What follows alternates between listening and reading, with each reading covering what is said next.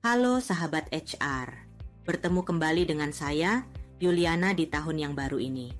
Semoga tahun 2024 ini membawa kebaikan bagi kita semua. Hari ini saya mau sharing tentang pajak penghasilan yang terbaru. Sahabat tentu sudah mengetahui bahwa di akhir tahun 2023, pemerintah mengeluarkan peraturan terbaru nomor 58 tahun 2023 mengenai tarif pemotongan pajak penghasilan pasal 21 atas penghasilan sehubungan dengan pekerjaan, jasa, atau kegiatan wajib pajak orang pribadi. Hari ini saya mau men-sharingkan pemahaman saya terkait dengan ketentuan pajak yang baru ini. Bagi sahabat yang memang mendalami payroll dan PPh 21, silahkan menambahkan ya, atau bahkan memperbaiki apabila ada pemahaman saya yang kurang tepat. Pertama-tama, apa sih bedanya penghitungan pajak yang sebelumnya dengan yang sekarang? Di penghitungan pajak sebelumnya, gaji bulanan kita dikalikan 12, yaitu 12 bulan kita bekerja.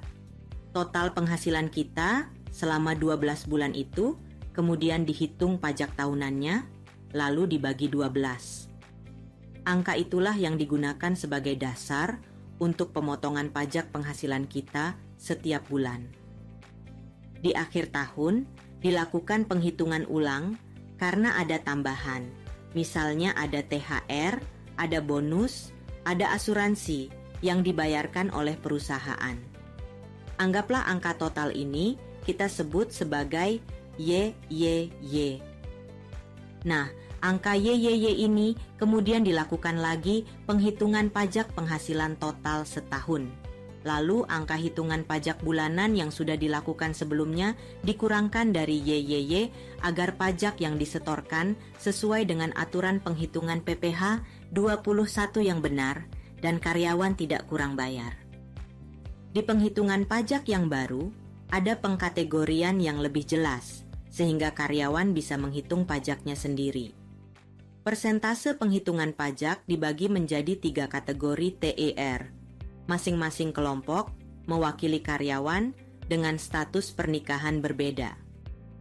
Misalnya tarif kategori TERA adalah referensi untuk digunakan bagi karyawan dengan status PTKP TK0 dan PTKP TK1 dan K0. Kategori TERB adalah untuk PTKP TK2 dan K1 dan PTKP TK3 dan K2. Kategori TERC adalah untuk PTKP TK3. TK artinya tidak kawin atau masih jomblo. Kalau TK0 artinya tidak kawin tapi ada tanggungan. Misalnya ada orang tua yang ditanggung oleh orang tersebut. Nah, angka di belakangnya itu menunjukkan jumlah tanggungan orang tersebut. K artinya kawin. Kalau K0 artinya sudah kawin tapi tidak punya tanggungan. Belum punya anak dan tidak ada anggota keluarga yang ditanggung. K1 artinya ada 1 anak, demikian seterusnya sampai tanggungan berjumlah maksimal 3. Jadi, misalnya si Didi adalah seorang karyawan laki-laki belum menikah dan tidak memiliki tanggungan. Maka, menghitung potongan pajak setiap bulannya dengan menggunakan kategori TERA. Lain halnya dengan Bagus. Dia karyawan laki-laki sudah menikah dan memiliki 2 orang anak, maka potongan pajak per bulannya dihitung menggunakan rumus kategori TERB. Di akhir tahun, dilakukan penghitungan ulang sama dengan ketentuan yang sebelumnya. Lalu perusahaan akan melakukan penyesuaian apabila ada karyawan yang kurang atau lebih bayar. Kalau kurang bayar gimana? Artinya di bulan Desember, gaji kita akan dipotong lebih banyak untuk menutupi kekurangan tersebut. Kalau lebih, perusahaan bisa mengurus pengajuan refund dan selanjutnya kelebihan tersebut dikembalikan ke karyawan yang bersangkutan. Di video selanjutnya, saya akan membahas hal yang sama dengan menggunakan contoh. Jadi jangan lupa tonton juga bagian keduanya ya. Mari bagi ilmu. Ciao.